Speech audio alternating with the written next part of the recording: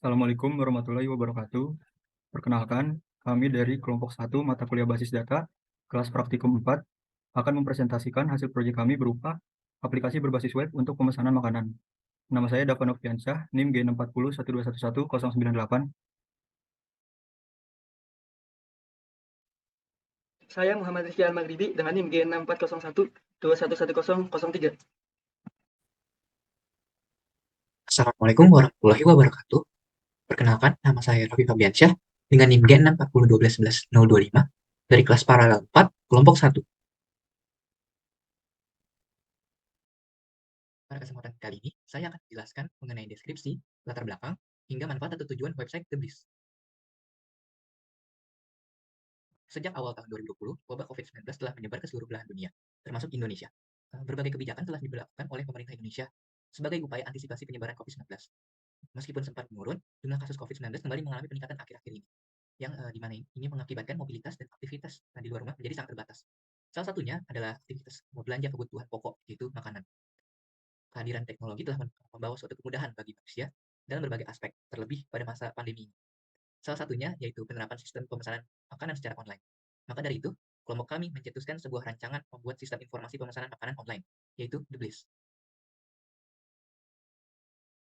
Secara singkat, The Bliss ini merupakan sebuah sistem informasi pemesanan makanan secara online berbasis web yang dikembangkan menggunakan HTML, CSS, PHP, dan SQL. Dengan aplikasi The Bliss, masyarakat mendapatkan kemudahan untuk membeli berbagai jenis makanan, mulai dari main dish, side dish, hingga minuman.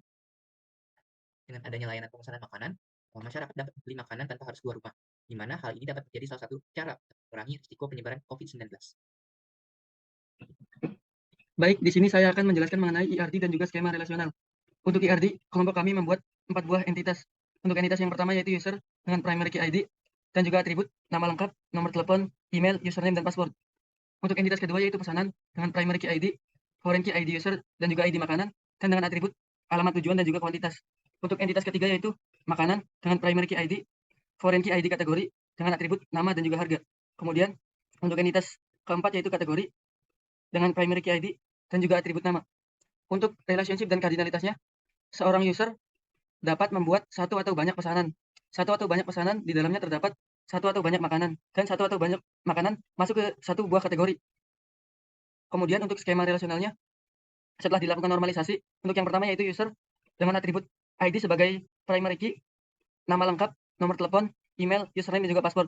Kemudian untuk entitas kedua yaitu pesanan dengan atribut ID sebagai primary key dan juga ID user sebagai foreign key yang berasal dari primary key ID pada entitas user, kemudian ID makanan sebagai foreign key yang berasal dari primary key ID pada entitas makanan, kemudian alamat tujuan, kuantitas, nama makanan, dan harga. Kemudian yang ketiga, makanan dengan atribut ID sebagai primary key dan atribut kategori sebagai foreign key yang berasal dari primary key ID pada entitas kategori, kemudian nama dan juga harga. Dan yang terakhir, untuk entitas kategori dengan atribut ID sebagai primary key dan juga nama.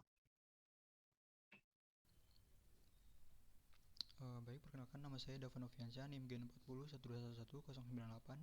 Di sini saya akan menjelaskan front end dan back end dari website yang telah kami buat berupa aplikasi berbasis web untuk pemesanan makanan.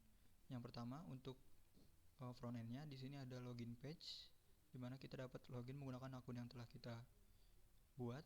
Lalu selanjutnya ada register page. Jika kita belum punya akun, maka kita dapat membuat akun pada laman ini. Nah, karena saya sudah membuat akun, maka saya akan langsung login saja menggunakan akun saya.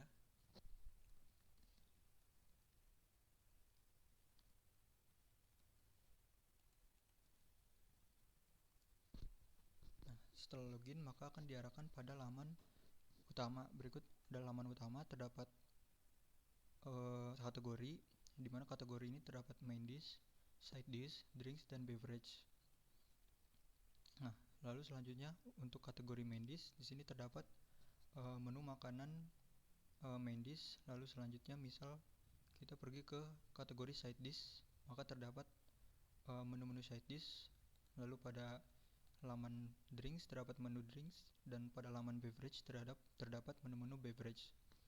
Nah, lalu selanjutnya adalah menu cart, di mana di sini kita dapat melihat pesanan-pesanan yang telah kita buat. Misalnya sini saya sudah memesan beberapa makanan, maka dapat terlihat pesanan yang telah saya pesan pada halaman ini. Baik, selanjutnya adalah implementasi pada backend. Pertama adalah pendaftaran akun baru. Misal kita ingin membuat akun baru, kita bisa mendaftar pada register page atau laman registrasi. Misal kita buat dengan nama Dava, lalu nomor telepon misalnya 134, email ini.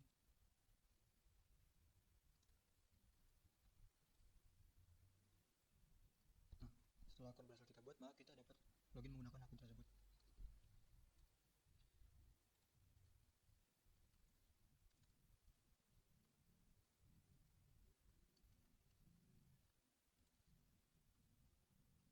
Nah, kita berhasil login dengan akun tersebut, yang berarti akun tersebut sudah berhasil kita buat.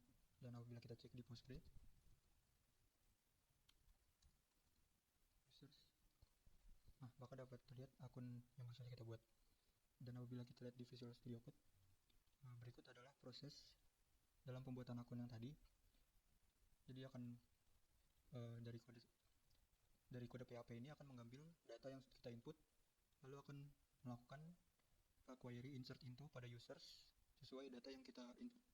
Dan pada proses login akan mengecek apakah data yang kita input sesuai dengan data pada Postgre. Lalu selanjutnya untuk implementasi create, misal kita ingin memesan makanan, kita dapat memesan pada halaman makanan. Misal kita ingin memesan hamburger steak, maka akan muncul pop-up menu di mana kita bisa memilih kuantitas makanan dan alamat tujuan yang ingin kita pilih. Misal kita memilih ingin memesan 5 dan tujuannya ke Bogor. Nah, dan setelah kita pesan, maka jika kita lihat pada Postgre,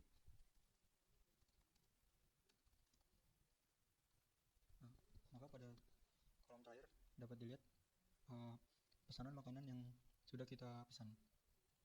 Dan pada VS Code berikut adalah proses pada pemesanan makanan. Kode PHP akan menerima input yang kita masukkan dan akan menginsert into pesanan berupa data yang kita input. Lalu selanjutnya untuk implementasi dari read, apabila kita masuk ke laman pesanan, maka dapat kita lihat daftar makanan yang sudah kita pesan. Yang tadi misalnya hamburger steak dengan kuantitas 5 dan alamat tujuan Bogor. Dan pada VS Code dapat dilihat pada pesanan ini merupakan query untuk mengambil atau membaca data pada pesanan. Jadi query berikut adalah akan mengambil setiap data pada setiap pesanan dan menampilkannya. Lalu misal selanjutnya adalah implementasi untuk fitur update. Dan jadi misalnya kita ingin mengubah kuantitas dan alamat tujuan yang kita isi tadi, kita klik pada tombol edit. Misal kita ganti kuantitasnya menjadi 8 dan alamat tujuan menjadi Depok. Nah, maka akan berubah data yang terdapat pada pesanan. Dan apabila kita cek pada Postgre, pada order ID 26 akan berubah, yang tadinya alamat tujuan adalah Bogor dengan kuantitas 5 akan menjadi alamat tujuan Depok dengan kuantitas 8. Dan pada VS Code berikut adalah proses dari edit pesanan tadi. Jadi kode PHP akan menerima alamat tujuan dan kuantitas baru yang kita masukkan dan akan melakukan update pada pesanan pada kuantitas dan alamat tujuan dengan menggantinya dengan kuantitas dan alamat tujuan yang terbaru. Lalu selanjutnya adalah implementasi dari delete. Jadi misal kita ingin menghapus pesanan yang sudah kita buat, maka kita klik pada tombol hapus, dan setelah kita klik, pesanan akan terhapus dari daftar pesanan kita. Dan apabila kita cek pada Postgre,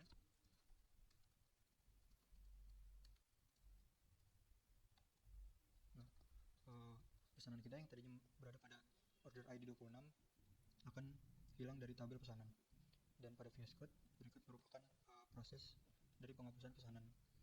Jadi kode PHP akan menerima ID makanan, ID pesanan, dan ID user yang ingin kita hapus, dan akan melakukan query delete from pesanan where ID sama dengan ID pesanan, ID user sama dengan ID user, dan ID makanan sama dengan ID makanan. Dan sekian presentasi dari backend dan frontend. Sekian, terima kasih. Wassalamualaikum warahmatullahi wabarakatuh.